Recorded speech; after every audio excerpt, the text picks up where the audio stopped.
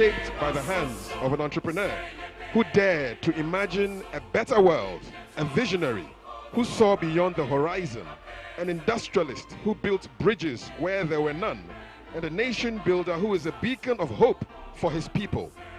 Now the moment of truth has arrived. The time has come for this leader to step forward and address us all, to share the wisdom gained through hard work, the insights carved from experience, and the vision that will guide us into tomorrow. We stand on the threshold of a new era, ready to be inspired, ready to be led, and ready to build the future together. Let he who has ears listen. Thank you.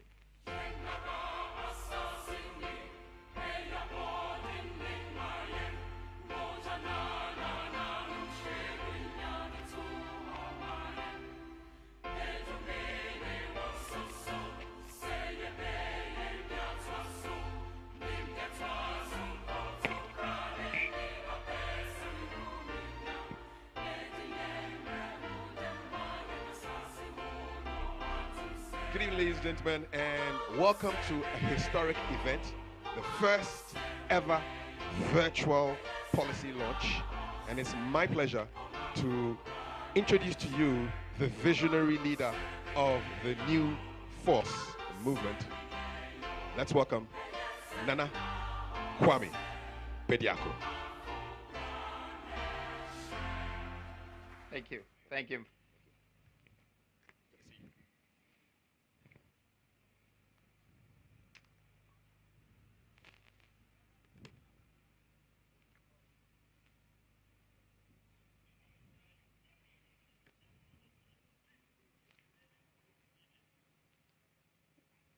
Well, thank you very much, Ghana. I would first like to start with a statement. In every generation, there comes a moment when a collective vision, driven by courage and determination, has the power to shape the future for millions. Today, we stand at such a moment. The challenges we face in Ghana and across Africa are significant, but they are not insurmountable. Our country is rich with untapped potential, brimming with natural resources, cultural heritage, and most importantly, the indomitable spirit of our people. Our greatest asset, abundance of our natural resources, but in our ability to self-industrialize, the economic revolution that promises immediate balance and widespread class prosperity. This is no small task. It is a challenge that has eluded many before me, often deemed unsolvable. Yet, in this moment, we face an undeniable decision that must be met with courage and wisdom. Talking is no longer an option. Action is imperative, and it must be swift. In a country where the thief comes only to steal, kill, and destroy, we stand resolute with a higher purpose to build our nation and restore our rightful heritage. This policy is not just a vision, it is a call to action. A blueprint for a future where Africa claims its place on the global stage, not as a continent rich in untapped potential, but as a beacon of prosperity and progress. Let us embrace this challenge with the urgency it demands, for the time to act is now. Thank you. So I would like to start. Maybe I should go to the screen. And I'd like to start with, as you see right now, you can see that there is an organogram with me beside it. In the middle of that organogram, you can see the apostolic governance, the 12 ministries. The 12 ministries will be responsible and accountable for these 12 pillars. We start this policy presentation, which is a developmental agenda, with pillar one, the 16th regional industrial revolution. Well, as we already know, there are 15 dormant regions and one region that is choked. But we're about to revive the 15 and bridge it with the one. I like to start with a video.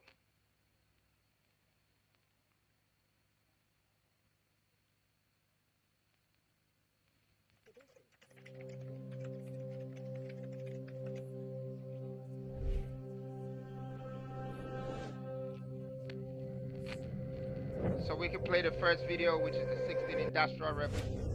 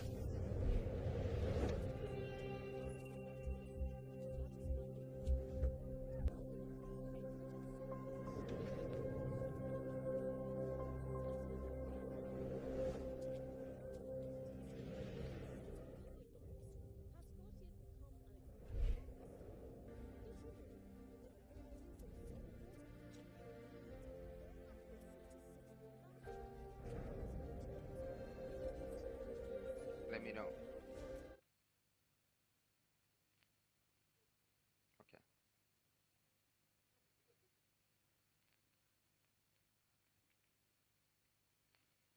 Okay. Just let me know when. All right. So that was the first video of the industrial revolution.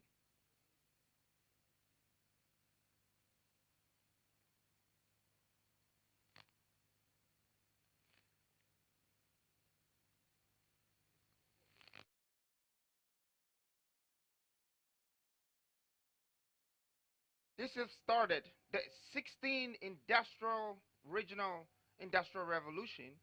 It's supposed to bring back the 15 dormant regions that we have left for so long and we haven't done anything.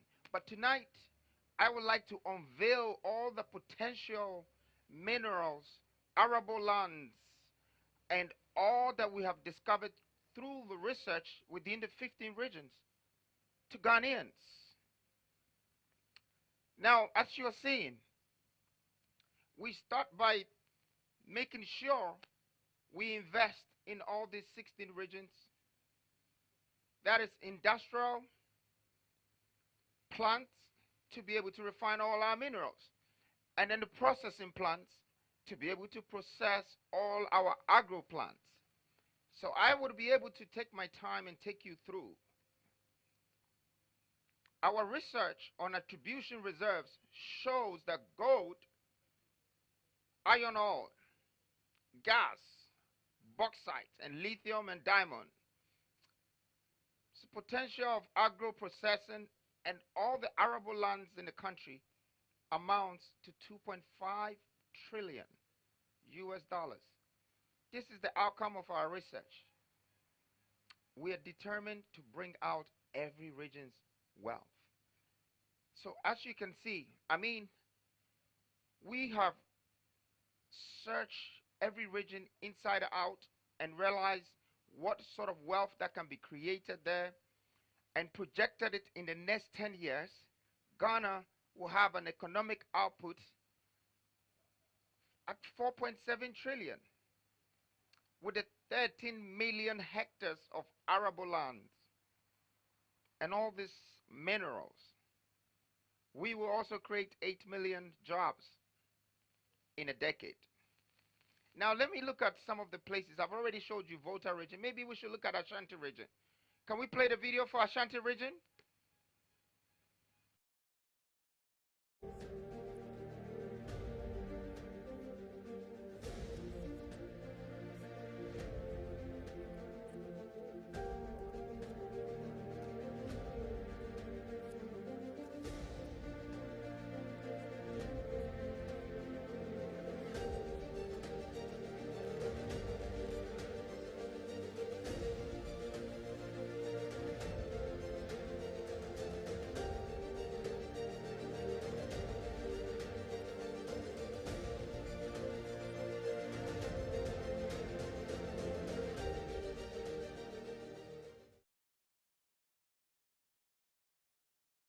Maybe we could see another region. So as you already seen, Ashanti is 240 billion worth of gold, minerals, lithium, and arable spaces for us to create the biggest potential of farming, agro processing. We want to become exporters, not importers. I mean, let's look at Western region. Let's look at Western region. I think Western region is by far the richest region, if not in Ghana, on the continent.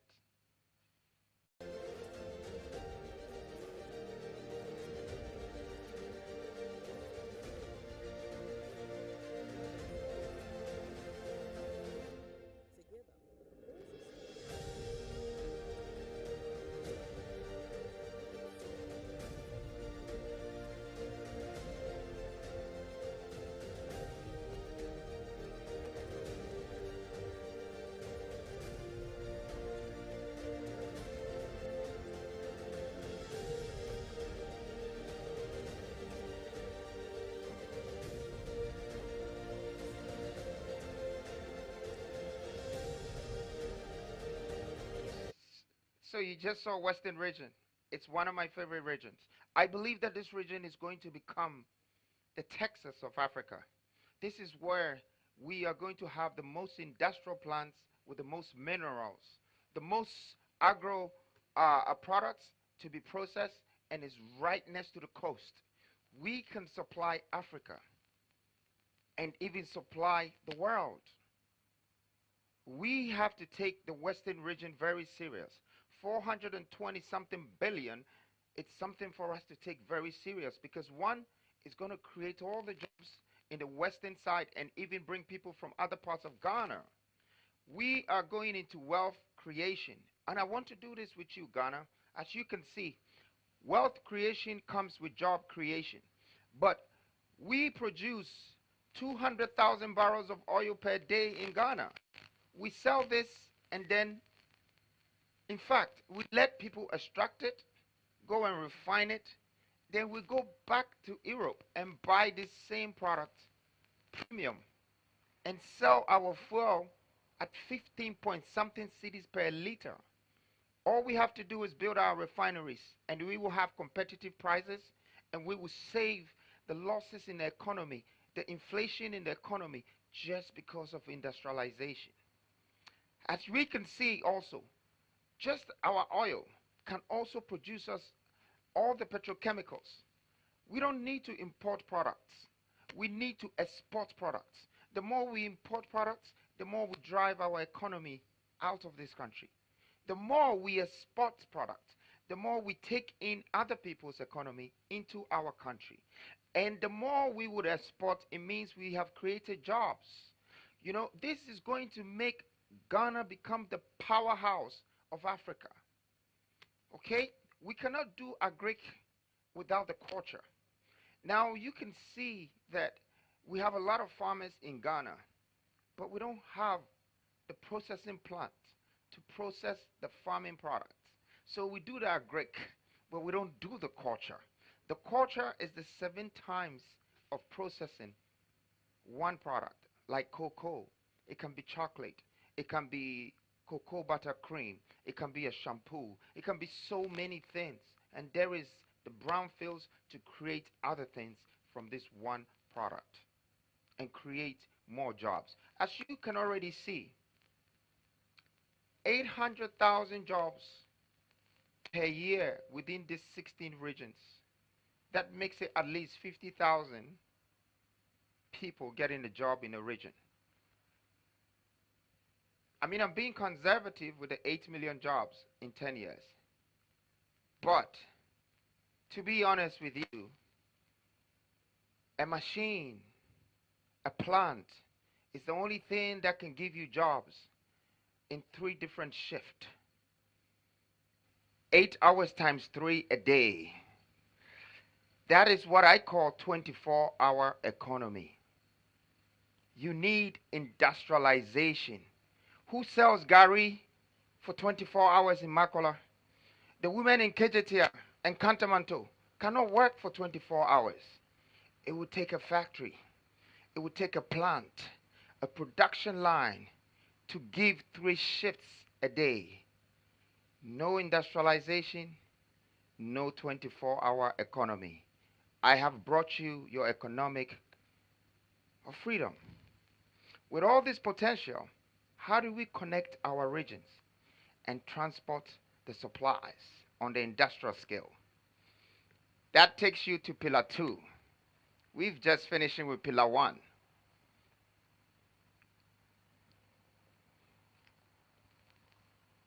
I can hear you.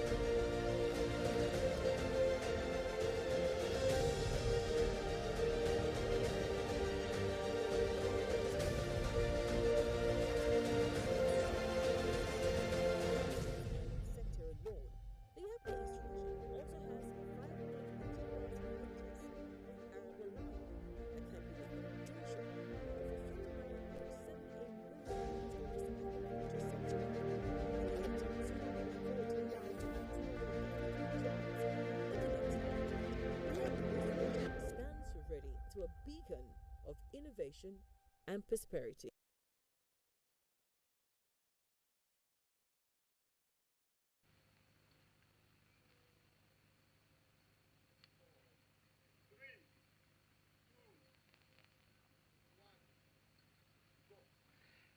Well, we have just finished with pillar 1, and I would like to introduce you to pillar 2. I want a nation to give me this moment and pay me this attention because this is truly a vision, a policy, a developmental agenda, and with or without me, it must be applied. So let's go to pillar 2. Pillar 2 is the water transportation and interregional railway connectivity.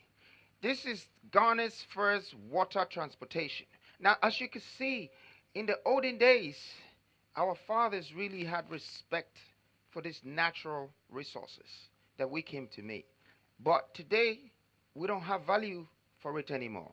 We have to remember everything that we eat from on this land is grown by the water on this land.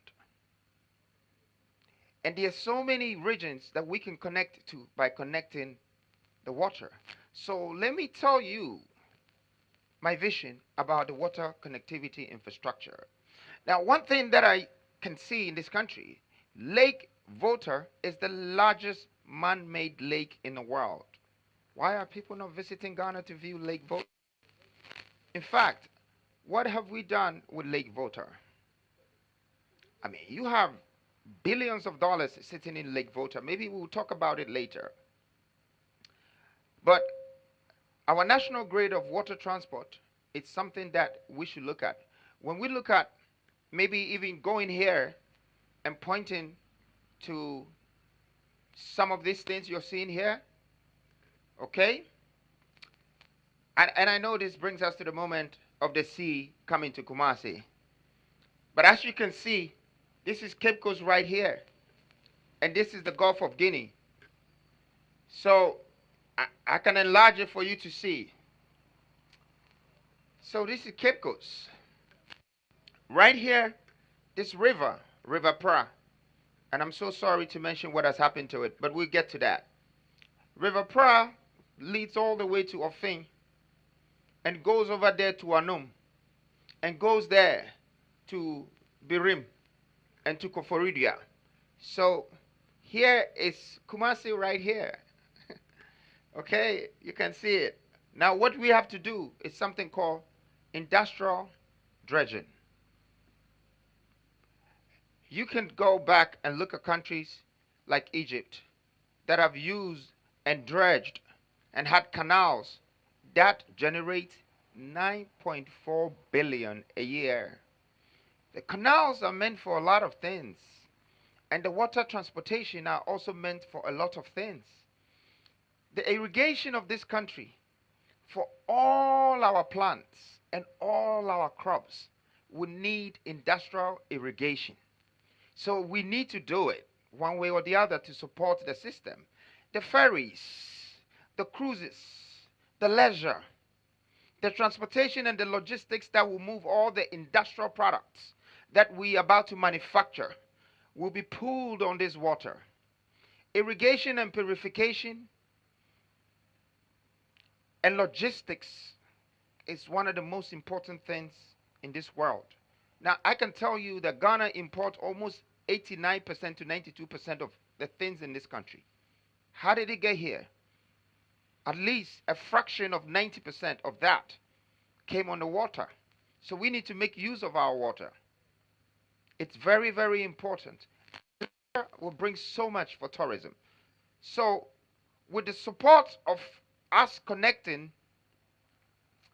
all this water together, we are not only going to have an industrial scale to support the agriculture, but also we will raise tourism and we will have the biggest distribution channel that connects to the coast. And the coast can connect to the world. We intend very soon to supply the world with what we're about to industrialize with the 16th Industrial Revolution. Now, not only that, I know I've been talking about waters, but I know that's not the only infrastructure that you need for transportation or for logistics. The railway network is part of our vision. Our vision is to develop a comprehensive railway network exceeding 8,000 kilometers. That is 1.5 million tons of steel. It will be very difficult to import this from outside. That's why we have our eyes on the iron ore in the Industrial Revolution, and some is in the eastern and some are other parts of Ghana. We will be able to manufacture our own steel and create that 8,000 kilometer railway track that will cost us billions of dollars if we had to give it out on contract. And connect and build the eastern corridor, the western corridor, and guess what? The gist of this vision is to also drive the railways to the three borders that faces Ghana. The one in Togo, the one in Burkina Faso, and the one to Ivory Coast. When it gets to the edge, we stop.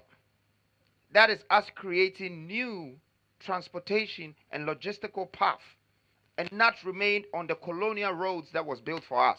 Now we're making our own paths to distribute our own goods. But when it gets to the border, the government of that country is responsible to continue. This is going to give us a railway and a speedway around West Africa. Once every country continues from there. Well, I'd like to tell you something. It's likely when we get to the border, Ghanaians will be contracted to continue the railways. Because guess what? We will have the steel, we will have the skills. Just like what the English did to Europe. Once you have the skills, once you have the funds, and once you have the reserves and you have industrial power, you're in control. And so, this is our plan for Pillar 2. And as you can see, The water connectivity is important, and the railway connectivity is coming to that. Now, the moon needs the sun to shine, right? So does the pillar 2. It needs pillar 3 to thrive. So let me introduce you to pillar 3, and that is our developmental policy 3. Energy city and a technology hub. Energy city. And I know most people haven't probably seen this, but Energy City is built in countries like Bahrain, Qatar, many places. That's a consolidated energy resources and pipelines and big offices that connects with all mineral resources that produce energy. So our energy city is definitely fit to to add value to our industrial vision, to be able to create more megawatts, to be able to create more substations when we tap into our gas pipelines, be able to use our gas and our water. As you can see, there is hydroelectric power plants we have to expand. There will be wind farms, there will be solar farms, thermal power plants, such as natural gas and biomass power plants. Our energy sources will need to meet our industrial demands and the demands of our people. We need to build pipelines, and it's very important. I mean, when I say pipelines, pipelines across the regions to support the energy system and the infrastructure. But all of this is great to do. Ghana, just remember, we need even to move with a larger step going forward. I want to say this: 640 million people in Africa do not have access to energy. I don't know if you know this. It's more than 50% of Africans' population. Well, let me use this opportunity to introduce a subdivision idea behind this policy or this vision, and that is introducing the nuclear power plant in this country. We will be one of the main people and one of the best in the world to have taken this idea and implemented. The nuclear energy is rare in the world, and more so in Africa. But we have a chance to establish international relationships. We also have the chance to now trade uranium with Niger and Namibia. That's connecting already to be able to build this. We will position ourselves as the heart of Africa. Nuclear power plants does not only reduce the cost per kilowatt, but it just makes electricity affordable, visible, accessible. And we need this because they have it, but we don't. And we're struggling. More than 50% of us, we still don't have light in 2024 when we have uranium sitting. No energy, no technology. But technology is a must. Ghana needs a technology hub. And that's why we've combined technology hub with the energy city. When I say technology hub, I don't know if the old school will really understand what I mean, but I would have to break it down. Okay? It's a combination of Silicon Valleys and a whole industrial platform, okay, to build all technological gadgets that the world demands. Everybody today is holding an iPhone, or they have a laptop, or they have a tab. But we don't produce these things in our country. We have the minerals already. We have lithium. We have recycling plastic. Going into industrialization is going to give us the capacity to be able to build our own mobile phones and our own laptops, and we can produce our schools with laptops that will teach them what we want them to learn right from the beginning. We are in control of our destiny by producing it ourselves. And it's there. We just need to make sure that we put these plants and get this energy and produce these products and do this packaging and trade it to the world. That is creating jobs, creating value, and being in control. See, one would think it's only mobile phones and laptops and electricals that you need when you're building a technology hub. No. Data centers. Our data centers are very, very important. So we intend to build more data centers, okay, to support the technology hub. But when they talk about data center, a lot of people think data center is just to store information and data. No, it goes beyond that. We want to position ourselves for the crypto farming in the world. So what our data centers is going to do is that it's going to start mining digital coin, tokenizations. We will tokenize. We will mine digital coins. We will mint. And I know the young people, the youth understand where I'm going with that because they know they're the future. This is the future of finance. And it's trillions, multi-trillions of dollars. We need to tap into this industry and have the power for them to create demand from us. This is going to make us become the gateway to the multi-trillion dollar Web3 industry in Africa. This technology hub is going to put us ahead. We envision that Ghana leads the software revolution in Africa and the hardware revolution in Africa. We need data centers, and we do, to even support our artificial intelligence and deep learning. It's obvious that no energy, no technology. That said, without industrialization, there will be no digitization. It is impossible. Hashtag, it is impossible. No industrialization, no digitization. Let me take you to Pillar 4. I know you're with me. And Pillar 4 is one of my favorite pillars. You see, we have been talking about all these great things and all these developments and all this wealth building and all of this job creation.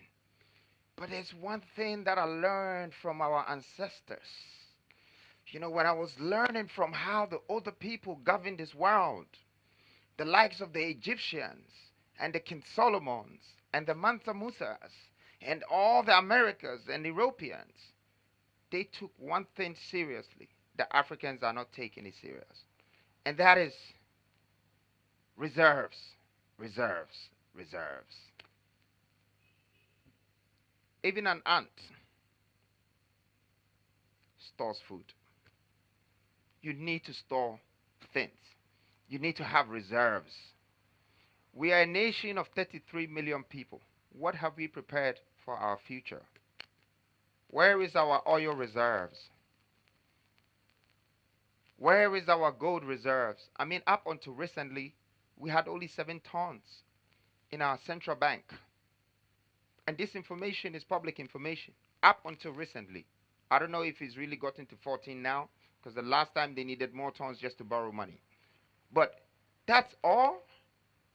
And you have the likes of multinational companies like the Goldfields, and they have moved 300s of tons from this country, and we can only have 7 tons as our reserves. Why is Qatar keeping 500 tons as reserves? Why does England have 3,000 something just gold reserves? Why? I mean, what is it going to cost us to build our own hard rock mining?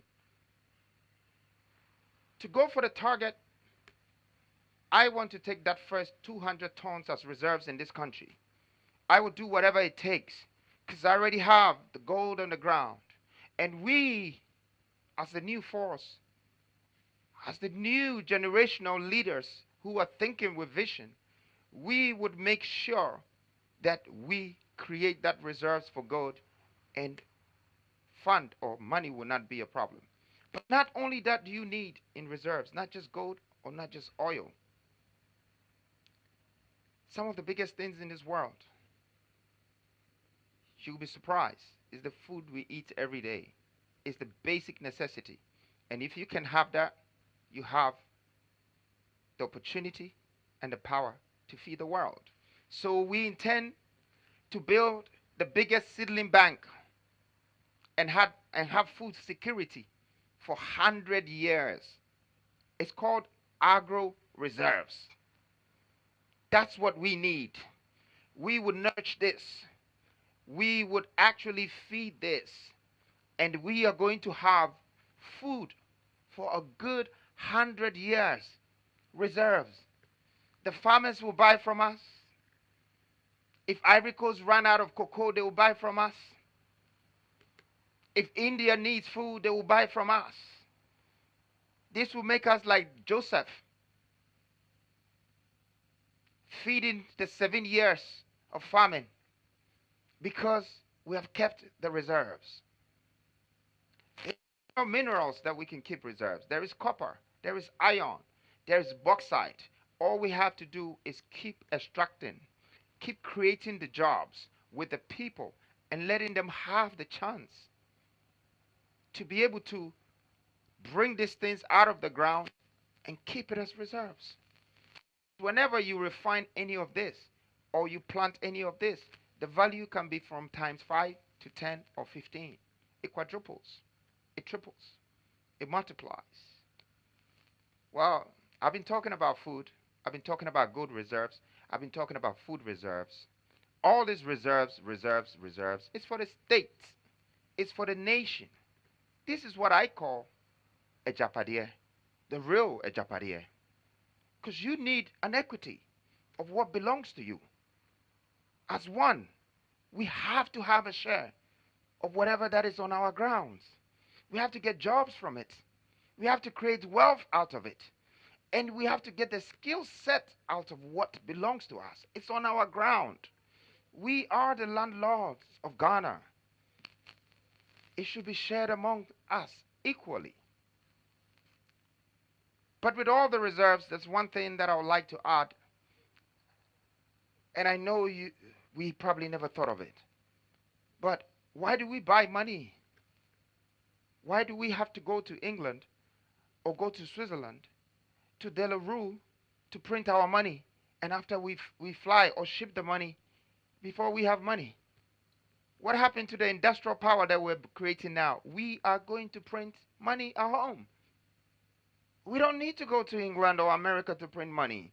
We don't need to go anywhere else to go and buy food and bring it here. We don't need to pay 7 times the taxes of whatever that is already in our country and someone has just packaged it. We go and buy it for premium price and bring it back here. That stops because we are going to create it here. Now that we have more reserves, reserves, and have even cash reserves, what is next? Fellow Ghanaians, I like to say this. Pillar 5, it's from the bottom of my heart. And this, even when we are not here, this should take us through the centuries.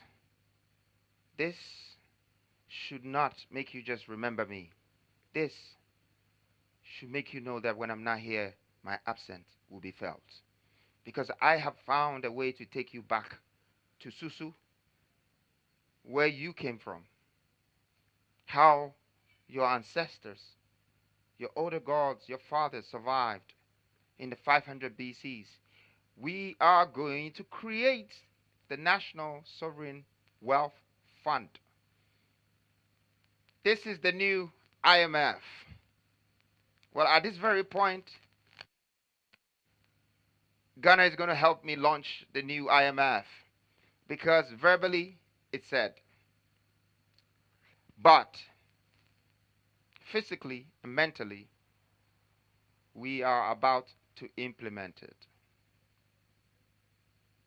This pillar is a new policy and it would distract, disrupt, and dissolve.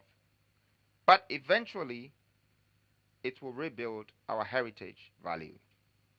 In the past, our minerals have been extracted and exported for pennies. We're ending it. The National Sovereign Wealth Fund is the new IMF, independent and autonomous. It will collect every reserves and it will keep it and it will protect it. Will nobody have to pretend you're not accountable or responsible for our own anymore because now it's secured within the National Fund. And if anybody needs anything within the ministries or the government, let them go to the fund. And they will know this fund has more wealth than IMF or the World Bank can ever give them. And they will know it all came from these grounds. It's the reserves, your gold, your cocoa, your 100 years of seedling banks, your tax reserves.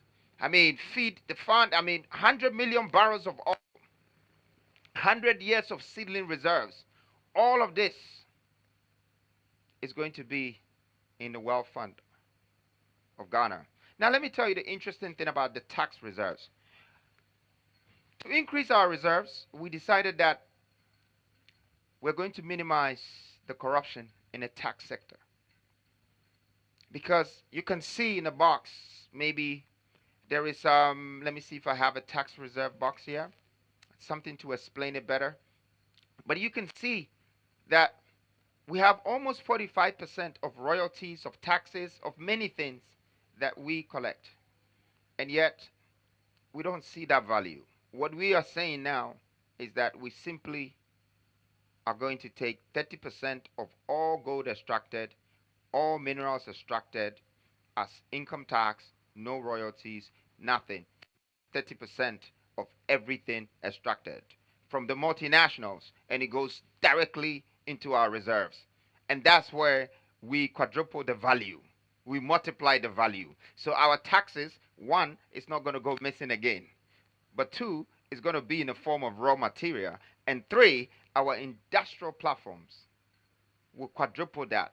We need the reserves. That determines how rich we are, how wealthy we are in a country. And for me, we have found something good for Ghana. I hope the African countries can take this blueprint as well and start making sure that they have their own reserve banks, just like all the first class countries in this world. They have reserves. That being said, I'd like to take you to Pillar 6. I think this is my favorite. But I know I have a lot of favorites in these 12 pillars. These pillars are supposed to be the pillars that holds the structure of this country. We look at this country as a structure before we can protect the roof of this country, before we can protect the floors of this country, the grounds of this country, the foundation of this country. And that's why I believe that the Smith Revolution is going to revolutionize Ghana. Now let's go into this. The Smith Revolution is solving three major needs, but I also call it major problems of Ghanaians. And that's health, education, and accommodation. Currently, contributors of SNIT have to pay and wait up to 40 years to pension before they be qualified for their claims. Some will die halfway and it will not even be given to their children. Some will never even see this. But we have changed it. As from now, we would say that our policy would be turning the SNIT into a nation's insurance fund. This insurance fund is interesting, and I'd like to take you through it. Ghanaians will now be eligible to claim for their health, education, and accommodation. How so? Because in the next 5 years, you can claim your SNIT back. You can claim it in cash or you can invest it in insurance. If you invest it in insurance and then you have one of the major problems or the needs in Ghana, which is either I've lost my job and I don't have somewhere to stay, that your 5,000 or 10,000 savings in SNIT can become times 10 to get you home. An accommodation, somewhere to stay. You can put in the claim. You can put in the claim when you have a major health issue, like how you go to hospitals and the people die first because maybe they don't have the cash first. This policy is cure me first, bill me later. You can go to the insurance funds. We're not going to let people in the country be homeless and fall out on the street because they have no jobs. Your SNIT fund is supposed to be able to become the insurer that will get you that home. And this is what is going to happen. Once we do all of this, we're going to create a fund. This fund will guarantee payments for investors. So I'm a developer. I will be interested if I know that 100,000 Ghanaians will rent homes from me as long as there is a claim and guarantee payment.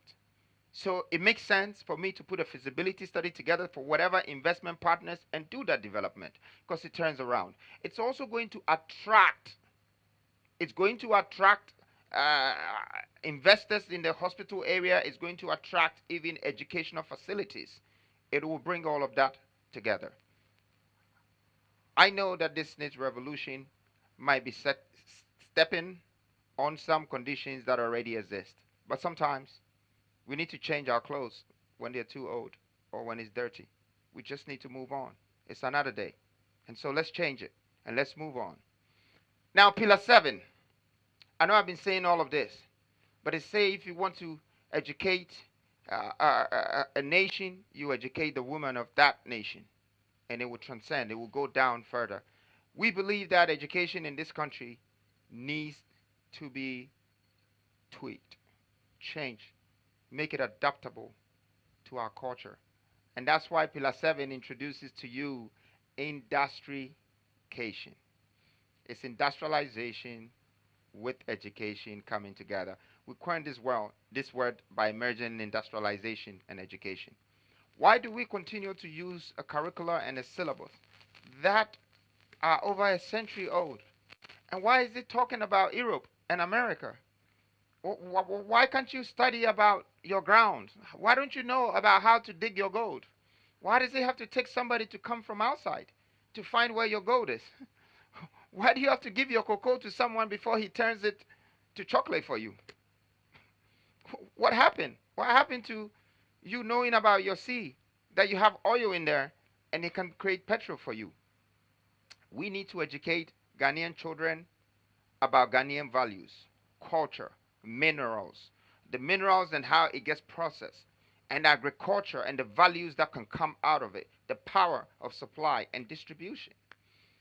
We need to de-westernize the curriculum. And that's exactly what we're doing. We need to build an industrial mindset, very important. Industrialize the curricula, tailor education to our industrial needs, and out of that, we're going to start building entrepreneurs. We're going to start building industrialists. We're going to start building business leaders. See, what I've realized about Ghana's education is you spend 21 years of educating yourself, and then after, you go look for a job, only to find out that there are no vacancies. When you can be a businessman before you even get your degree. Why do we keep going out there looking for jobs? Knowing the value of our nation, there is a need to protect it.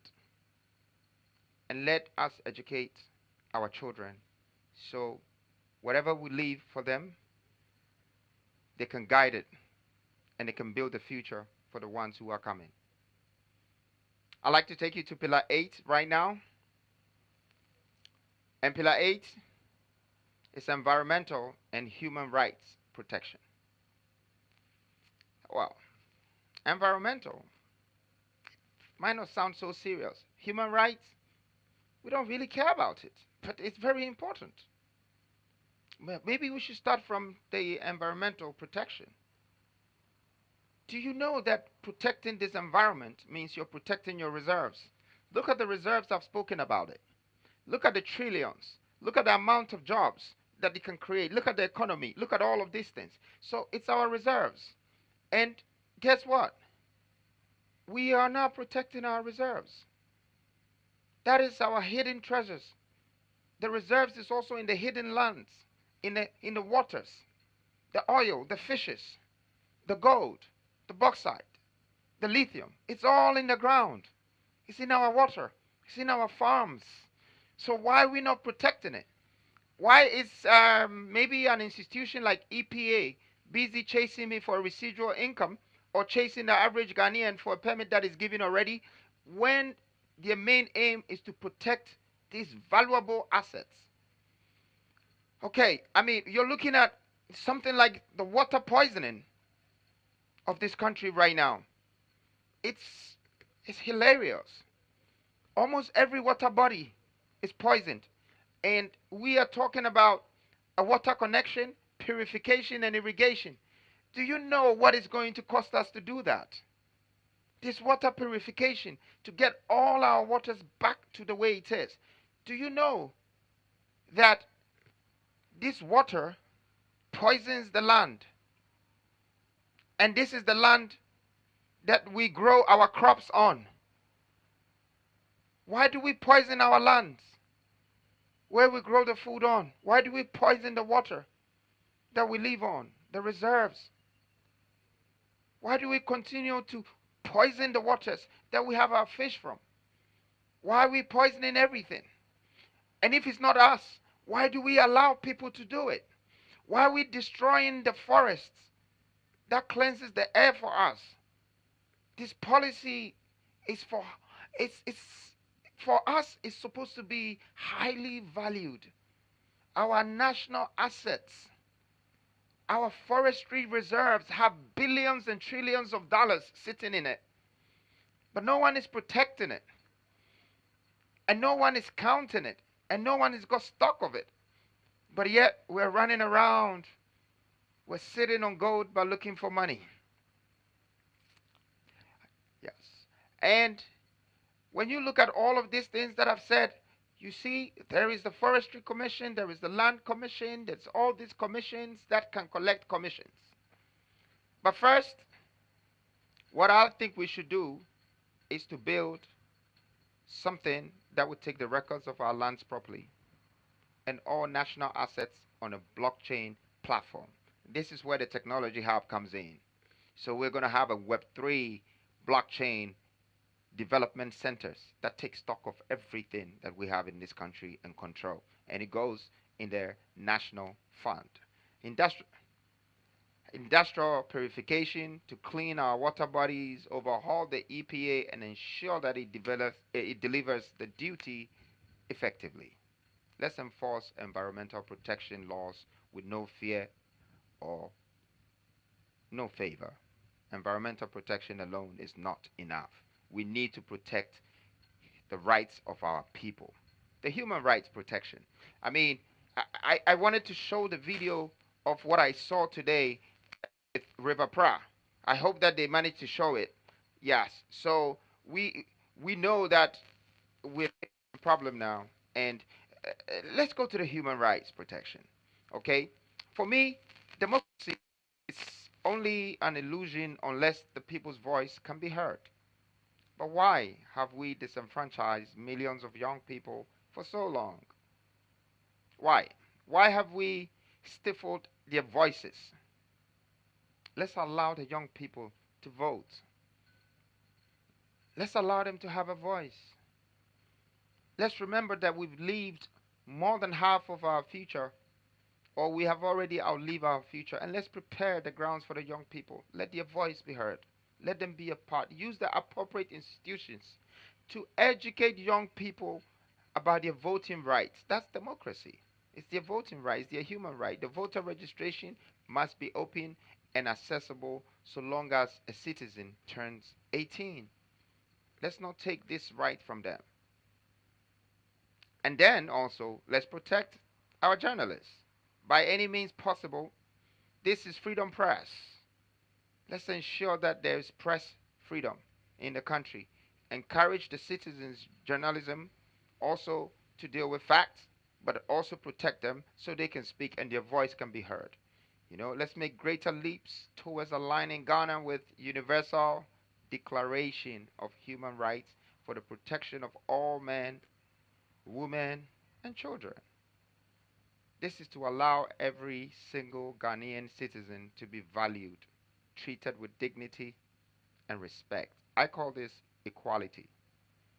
Give people fair trials by incentivizing pro bono lawyers for the underprivileged so their cases can be dealt with. We have had lawyers as presidents, but we live under a virtual dictatorship. The end is now. And thank you. This brings me to pillar 8.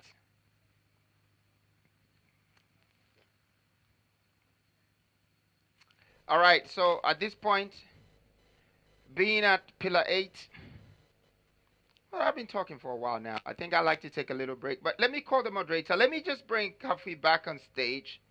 Kafui, I want to use this moment to thank you very much. It's a pleasure, Nana. I know we were supposed to have an interview once, and it got cancelled. I don't know for whatever reasons, but it's fine. Now we're together, right? Indeed, God works in mysterious ways. Yes, and I love it. Why are we doing black and white tonight? Well, it's What's the code? well, it's black and white. Black and white. Everything is clear. All right. Yes, indeed. That's it. So, what do you think so far? This is the 8th pillar, but the 9th pillar is a big thing. So, I want to take a little break, but I just wanted to hear from you. Yes, so well, there's a lot of action virtually, and so people are connecting with the first ever virtual policy launch in this beautiful Republic of Ghana, and keep those interactions coming in. We'll take a quick break, and we want you to keep your eyes focused on 2 numbers, 10 and then 276. 10 is for the 10-year plan from the New Force movement, and 276, well, you need to watch. So take a look, and we'll be right back. Don't go anywhere.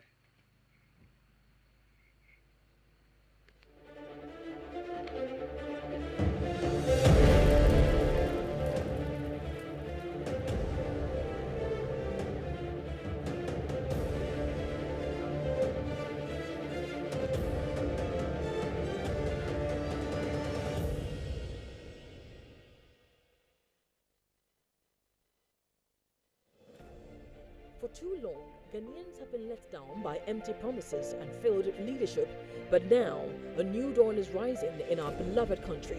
A sweeping change led by the visionary N.K.B, the leader of a new force movement, will embark on an unprecedented tour of all 276 constituencies across Ghana. He's bringing hope, economic freedom, and to put power back where it belongs, with you. Be part of this historic revolution that will shape the destiny of our nation. Join the New Force movement now, and let's build a nation of our dreams.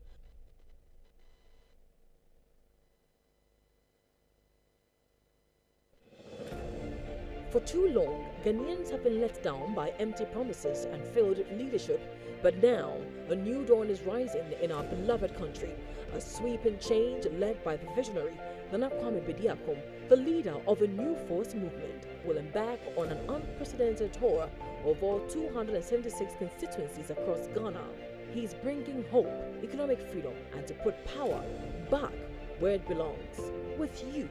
Be part of this historic revolution that will shape the destiny of our nation. Join the New Force movement now, and let's build a nation of our dreams. And that's my connection with His Majesty Nitaki. I've been watching you from afar, His Majesty, and game recognized game and real do too. We enjoy me in the buy. Frebaku peace and a Frebaku unity. In fear ayabako. Yasase ayabako.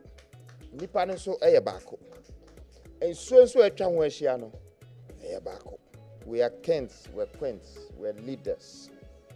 And we have to take it. Because power is not given.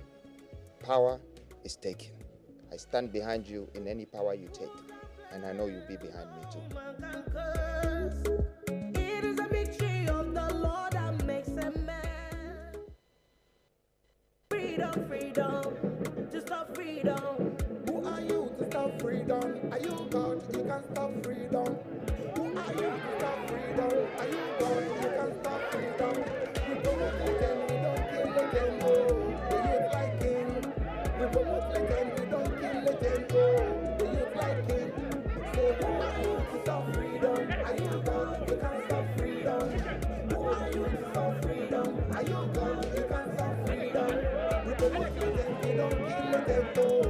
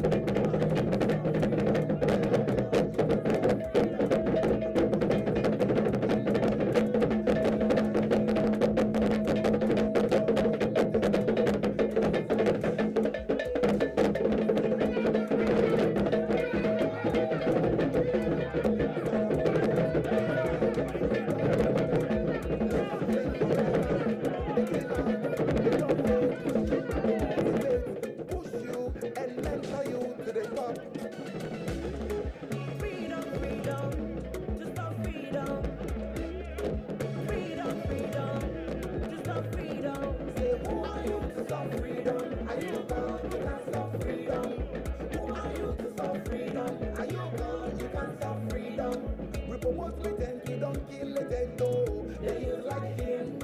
We promote legend, we don't kill legend, oh. They use like him. Hey, it's not a movement. This time the freedom movement. Hey, it's not a movement. This time freedom movement.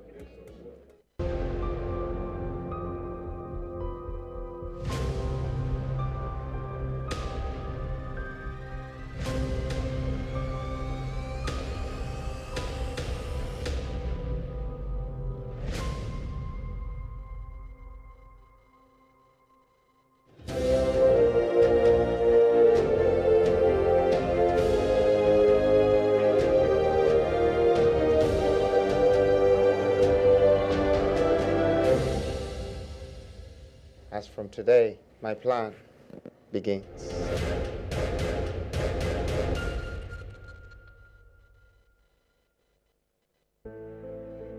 The 16 regions of Ghana are bustling with untapped riches. Western region boasts of $412 billion in mineral resources. Volta region holds $192.6 billion. Eastern region holds $174 billion US. Together, our regions possess trillions in wealth. Ghanaians, this is our divine inheritance. Why should we sell our raw materials for a pittance? Why let others profit while we languish in poverty? This narrative must end now, and the 16th Regional Industrial Revolution is the answer. The 16th Regional Industrial Revolution represents a groundbreaking shift in Ghana's economic paradigm, one that aims to harness the untapped potential of each of Ghana's 16 regions. This ambitious initiative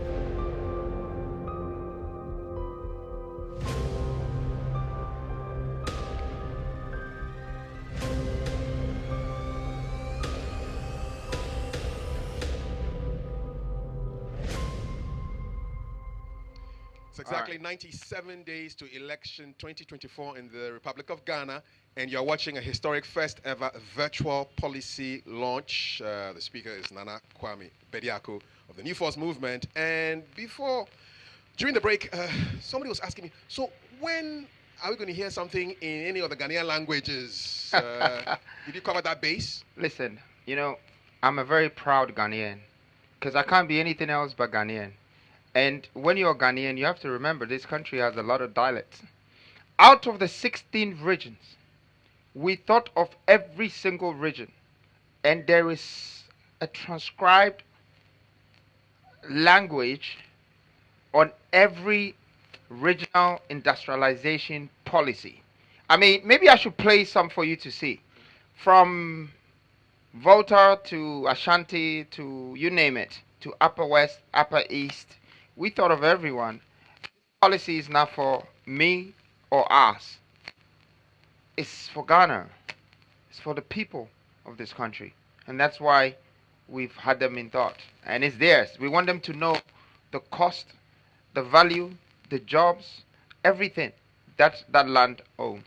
They're part of it. It's part of the equity. So please, maybe we should play it for you to get familiar with it. Timantem eti goda ons opipim oha of East Yara Martin Bango Campfela. Volta Lake yinya amantowo where Tutu Yaladin, your northern region, what in Banyala than Gas. Sitako Pony Piayo Ayumuma Apa East region Tarpaga Ebemore Chengongza Amid Asasa so opening in the foot na sasa ikuzi wompaza lo okaumbi Ghana amlalo nuchumoye jigan kupana West region Palo EG answer fanga. All right, Nana, we're going to continue with Pillar 9. I think it's quite an interesting one. Yeah. Take it away. Thank you very much, Kafui.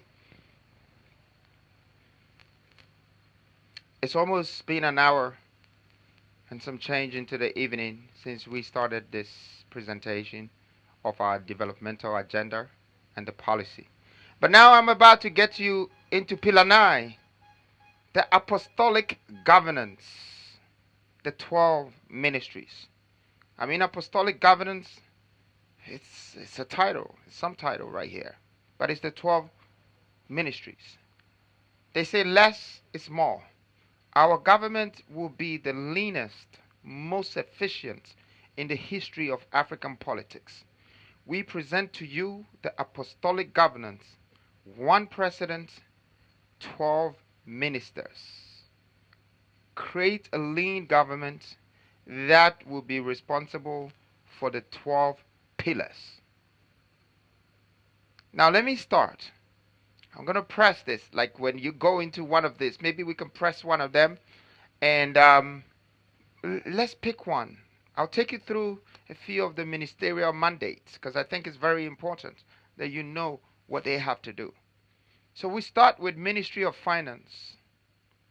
Over the years, there has been a lot of judgment debts, a lot of salary shortage, a lot of paying and paying and paying without returns. We realize that not to put blames on anyone, that the Ministry of Finance is struggling. So our mandate is to make the Ministry of Finance become an investor and a developer for the nation building. It should be their responsibility. They should be accountable for it. You know, we want them to be able to go to the sovereign fund, the IMF, and ask for 10 billion for a project that would be supervised, monitored, controlled by us, our investment going into industrial, going into commercial, going into retail. We should be a part of it and we should control it. And there should be returns. We should not just use our Ministry of Finance for spending. We should use our Ministry of Finance for investment. We have to purchase for right purposes that brings returns. The returns that will pay the salary of the workers of this country. And that's how it should circulate, just to stabilize our economy. I can pick maybe trade as well. Well, trade, it's been like a dormant ministry for me over the past decade. And the mandate for trade is to make Ghana one of the biggest African exporters. The aim of having all of these 16 industrial regional industrial revolution and having a development in minerals and agro processing and packaging and food and this and that is to be able to trade. Now let's think about AFTA. AFTA is a big project. That's 54 countries of Africa have registered with AFTA. What were they thinking? They don't have the resources.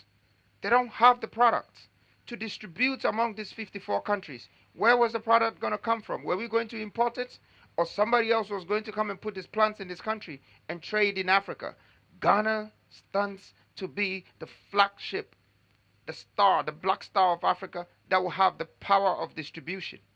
They have the waters connected to the coast that can just distribute regionally and continentally.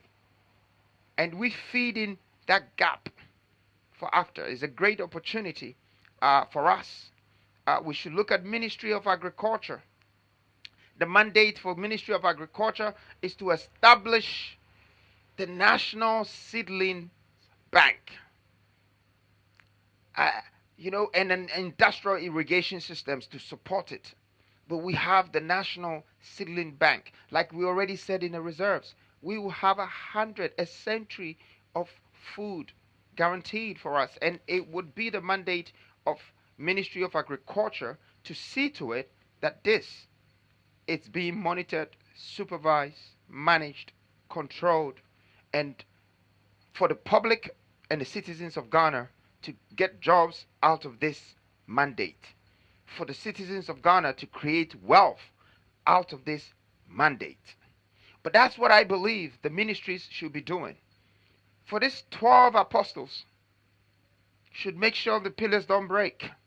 Because these pillars is going to hold this nation for the next 500 years until greater minds will come together and enhance it again. I mean, we can go through some of the ministries, more of it, and just share the mandate of our policies. But of course, we're going to make sure that there would be the digital copies that it would go to millions of people as well. But the mandate of maybe a Ministry of Interior to secure the right salary and structures and benefits for security service like police, fire service, prisoners, of prison officers, immigration officers.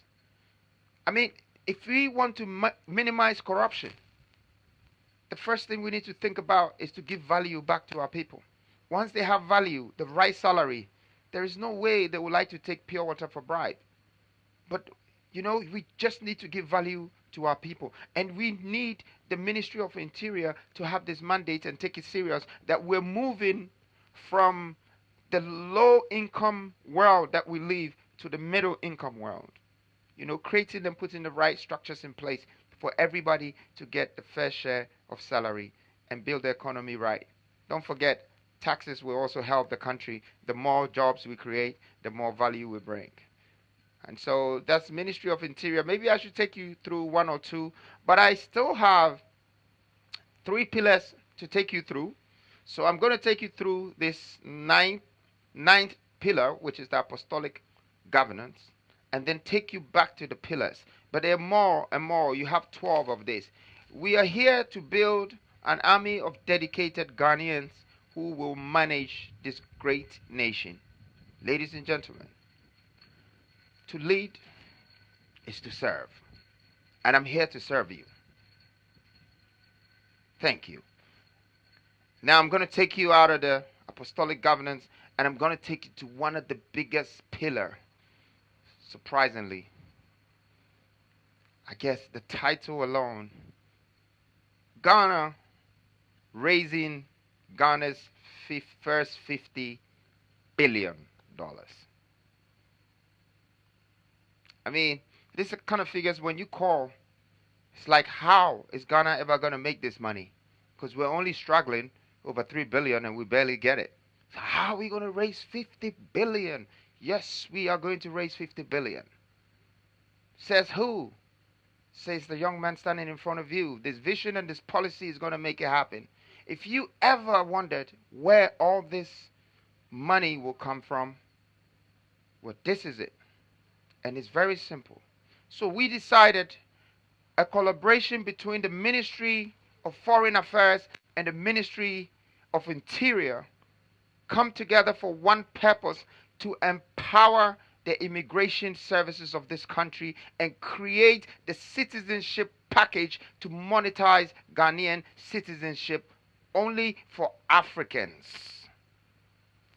Now I know that this vision and this idea is going to save Ghana, but it's the phase 1 of it. The target is 1 million Africans to invest 50,000 in Ghana in exchange for Ghanaian passport. They can invest in our gold, they can invest in our oil, they can invest in our agro processing, they can invest in all the things I've told you, because Ghana will have the biggest, most booming economy and is going to attract Africans to come in this country. But they will also want to be a part of Ghana's legacy. And so we have to take advantage of that and raise the 50 billion from Africans by Africans. This very policy marks a history today, because we would not need the Western world to provide for us anymore now that we know we can raise 1,000 times more than they give us. But remember, this is not only about the money. The grand agenda in this is introducing African unification. Is going to start from Ghana.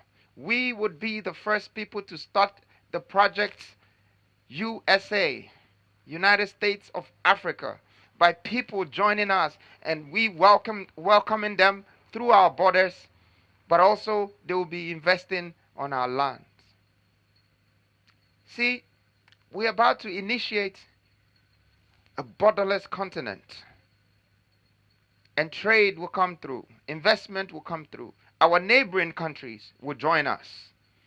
We're about to join hands. We're about to have an entangled economy that cannot be broken anymore, that cannot be separated anymore. See, we have been regionally separated by borders, and internally we have been separated by tribes. Once now you have the water connecting, we're coming together by tribes. Once now we have the borderless continent, were coming together by countries. This is about to end. We are going to import our talents and skills from across Africa. Everywhere. In fact, Niger, I know you're watching me, Nigeria. We are coming for you. I know, just you, Nigeria, if I decide that 1 million of you should invest in my country passport, you will bring the money in 5 days to Ghana. You would give us 50 billion more. And I promise you, we will trade with you in gold, in oil, and we will make ourselves become successful because we're going to raise this capital amongst ourselves. So remember, when I come to power, I will be the first one to invite these Africans to truly become a part of Ghana as African and raise this 50 billion. But guess what? There is a phase 2 of this money raising. And it's a grand invitation of people of African descent. History will tell the rest. Now we either move forward together or we stand still, separated. And it's one of my favorite pillars. The 10th pillar. It's just a great news for us, Ghana. It's just a great news. We found a solution. Now let's go to pillar 11.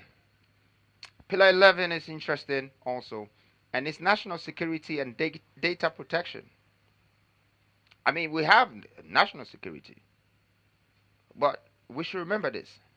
Data is the new blood, and we must secure it.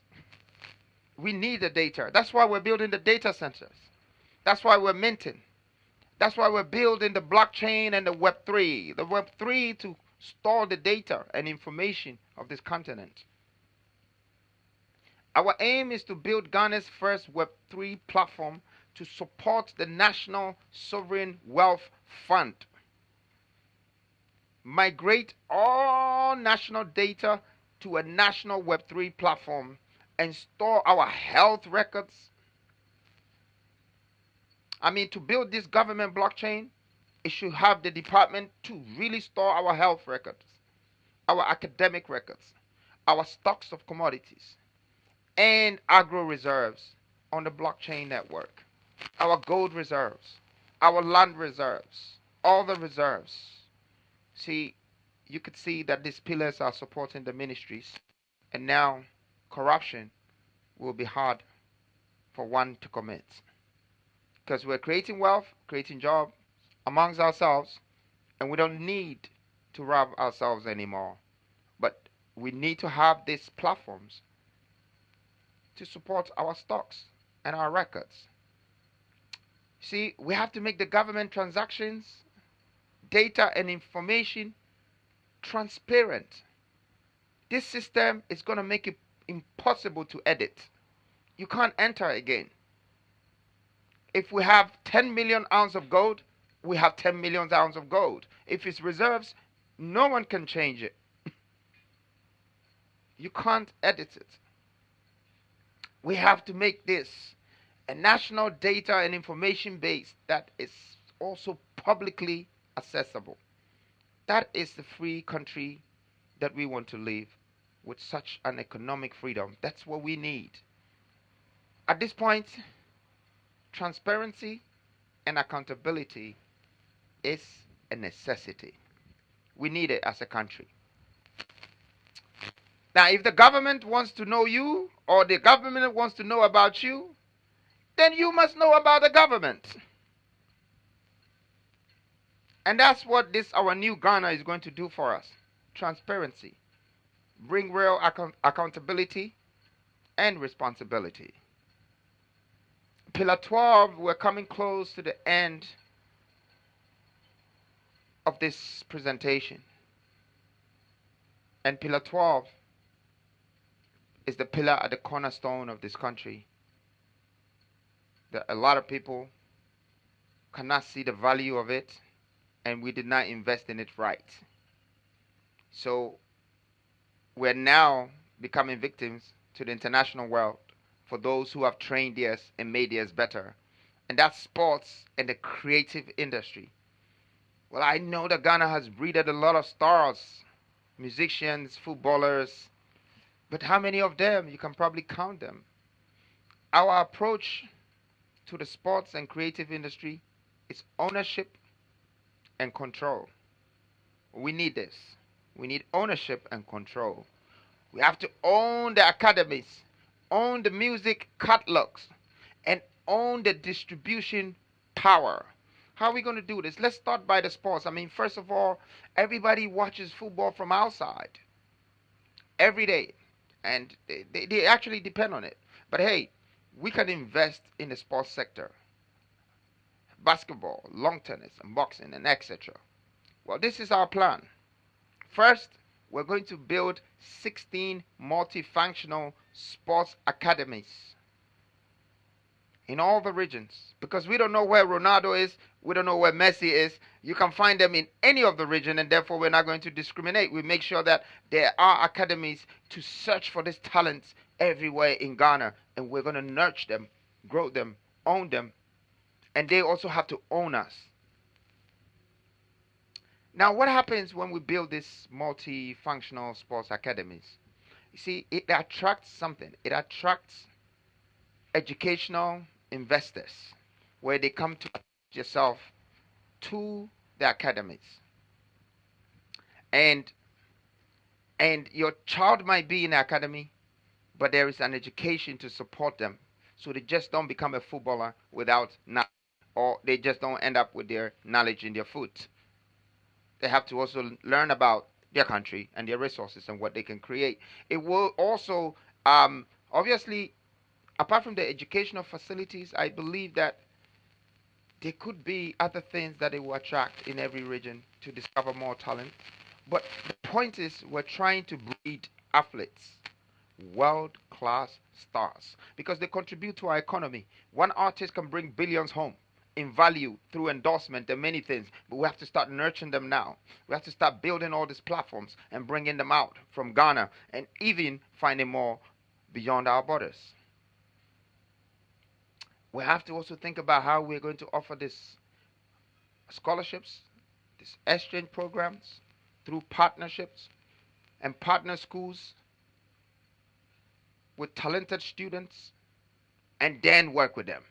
So that's for me with sports. Although I don't spend too much time for sports, I know that it has a future in Ghana, especially. But let's go to entertainment. Entertainment for me is very interesting. You know, we have the likes of some of the greatest artists coming from this country. You know, and we go way back from Osibi says when they made it to the international platform, but we couldn't protect or secure their royalties because we didn't even build the machine. Today, the New Falls have decided to build the right machine for pushing the Publishing Act that protects the IP of our content creators. I mean, you're talking from bloggers to influencers to YouTubers, authors, painters, musicians, music softwares, and filmmakers, and software licenses, all of this. We have to protect it. We have to claim the royalties. And we have to make sure that it's circulating in our economy because they're part of us. You know, to allow artists to hold on to their catalogs such that they're not sold for patents. That's one. Two, we need to build a world-class studio. Ghana is the black star of Africa. This studio needs to be in Ghana. We need to build that studio, that Hollywood type studio, that Tyler Perry studio type. And that is going to attract the market from other countries. It's going to boost tourism. It's going to bring people from South Africa, Nigeria, England, Europe, America to come here and make their movies and do their production. And of course, we need to entrust the national security to partner or collaborate with the NCA and the cybersecurity department to clamp down the piracy completely. That's the biggest corruption in this area. And I know the likes of all the musicians in this country right now, artists and everybody, you need this. I need it for you too. We need to clamp it down so we could get our real residual income, our real royalties will come to us without people intersecting or interjecting the funds before it reaches us. Once we secure our publishing terrain, it will elevate our creative industry to deal with international entertainment corporations such as the Sony, the Universal, the Columbia. You know, we need to partner with them. The iTunes to distribute songs, all the international giants. And talking about creative industry, we can't talk about creative industry without talking about fashion and arts. Now, fashion is important. The way you dress is the way you are dressed. But hey, we have to create a world-class art gallery for the African art and culture. And this comes together. It comes together with the people. You know, you have to mix the two. Create the pattern, the plants, and the production. When I say pattern, I mean you have to understand what fashion is when you go from cotton to textile to yard and to the pattern before you bring the shirt or the clothes. And then you have to be able to have industrial power to do more production, excessive production and distribute. This is where I think with our fashion industry need to go. You know, having power of production and power of distribution by using the cotton right and get the shirts out. This final pillar shall be managed, monitored, and evaluated by the Ministry of Tourism. I'm now bringing you to the end of my presentation, and I stand for three different things. So is the new force. It's equity, equality, and empowerment. Every individual deserves the opportunity to thrive, regardless of their background, gender, or circumstance. We are here to foster a society where every voice, from different abled to the underprivileged, everybody have to be heard. Where every talent is nurtured and every dream has to have a chance to become a reality.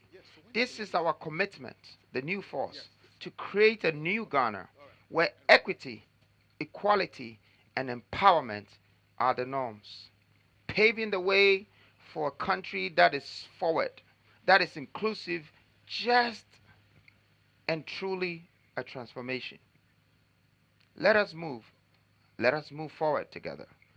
And with this vision, united in our resolve to build a brighter future, a more equitable future for all, for one Ghana, one people, and one nation.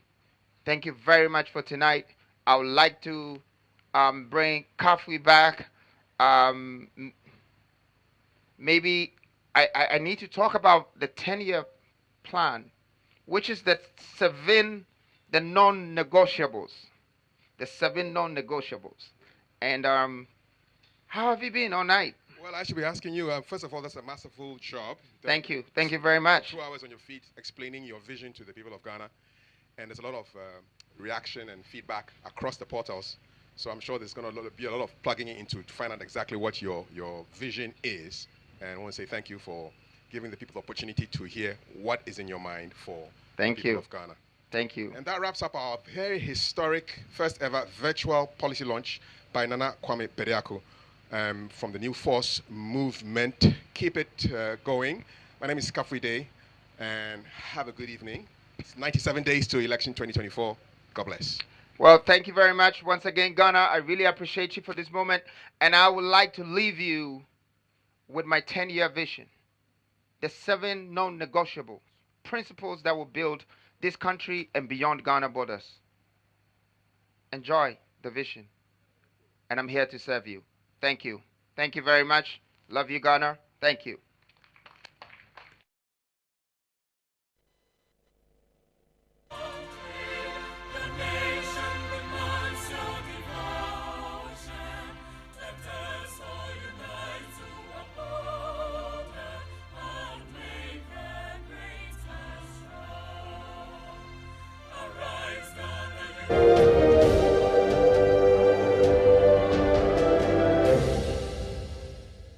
As from today, my plan begins.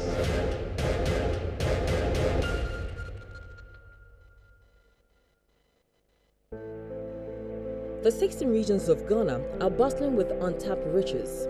Western region boasts of $412 billion in mineral resources. Volta region holds $192.6 billion. Eastern region holds $174 billion US. Together, our regions possess trillions in wealth. Ghanaians, this is our divine inheritance. Why should we sell our raw materials for a pittance? Why let others profit while we languish in poverty? This narrative must end now, and the 16th Regional Industrial Revolution is the answer. The 16th Regional Industrial Revolution represents a groundbreaking shift in Ghana's economic paradigm, one that aims to harness the untapped potential of each of Ghana's 16 regions. This ambitious initiative will transform Ghana from a nation reliant on raw material exports to a powerhouse of industrialization and manufacturing, creating a self-sustaining economy with robust regional development. This revolution is our new economic dawn, nation builder, wealth generator, and job creator. Now envision a Ghana where our gold isn't just mined, but transformed into reserves. And picture bauxite turned into aluminium product and iron ore forged into steel right here in Ghana, a country where hundreds of thousands of jobs are created for each region to extract, process, and distribute the region's mineral and agriculture resources. This is a call to arms to transform Ghana from a beggar into a manufacturing, processor, distributor, and controller of its own wealth, and to lead the rest of Africa to economic freedom.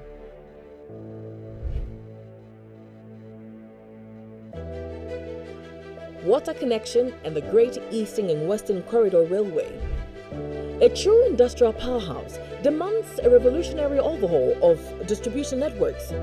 Ghana, blessed with abundant water bodies, from vast seas to rivers, lakes, and streams, stand ready to harness this potential. The new force will lead the charge to drench our lands, forge connections, and establish a network of canals and inland harbors to transform Ghana into a bustling hub of trade and transportation. For decades, the River Pra has yearned for the opportunity to carve a path to the coast, transforming into a vital canal that links and serves the heartlands of Ghana. The Tana River has the potential to be simultaneously connected to both the Volta River and the coast of Olubu, creating a strategic waterway that enhances connectivity and boosts regional development. These waterways, complemented by strategically placed inland harbors, hold the promise of fueling our nation's growth by facilitating the efficient movement of goods. But more importantly, Ghana will become the powerhouse of Africa, leading in regional and continental distribution, irrigation, and purification. On the ground, we intend to lay down our audacious railway network spanning over 8,000 kilometers to cover the eastern and western corridors. Steel, born from our own industrial revolution, will be the backbone of this transformation. By harnessing the power of our waters and creating a vast eastern and western railway network, Ghana will rise as a gateway for commerce on the continent, driving economic growth and regional integration. This is not just a vision, it is an undeniable truth.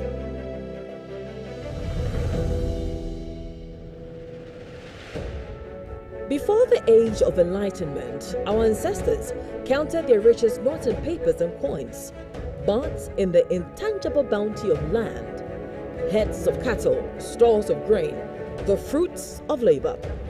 These were the true reserves that built nations and sustained people. But what about Ghana today? The moment has arrived to unearth our natural reserves and unleash their power. We will start with our gold to back our currency and our oil to fuel our energy needs to ensure Ghana's steady rise in economic freedom. Through large-scale industrialization, manufacturing, production, processing, and distribution, we will extract and refine our own mineral and agriculture reserves, making them the new commodities the nations trade.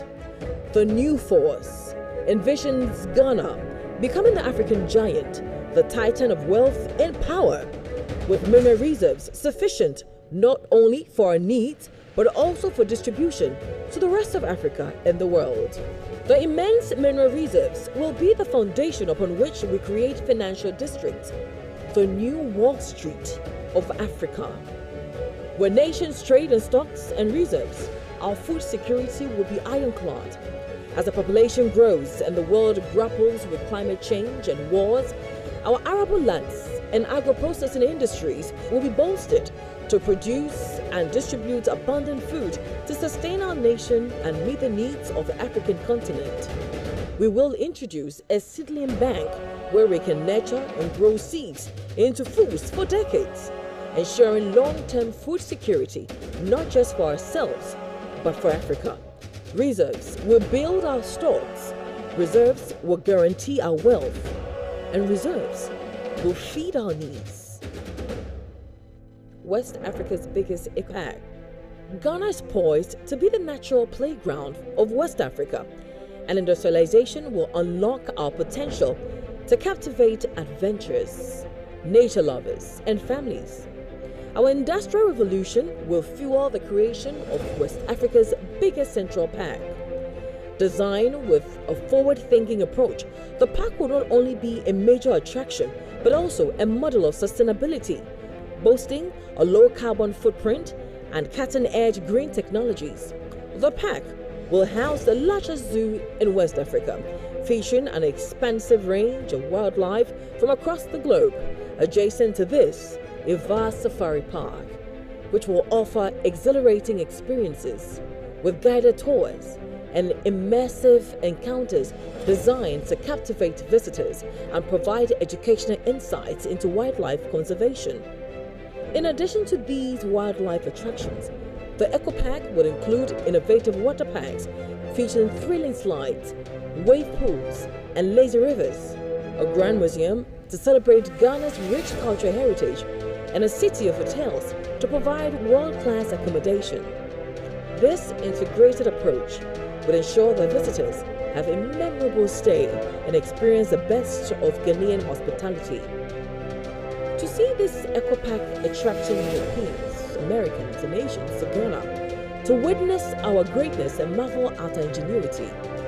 At Chimota Forest, the nature reserve for this project will transform into a living, breathing symbol of our tourism power, showcasing our potential in every attraction and building.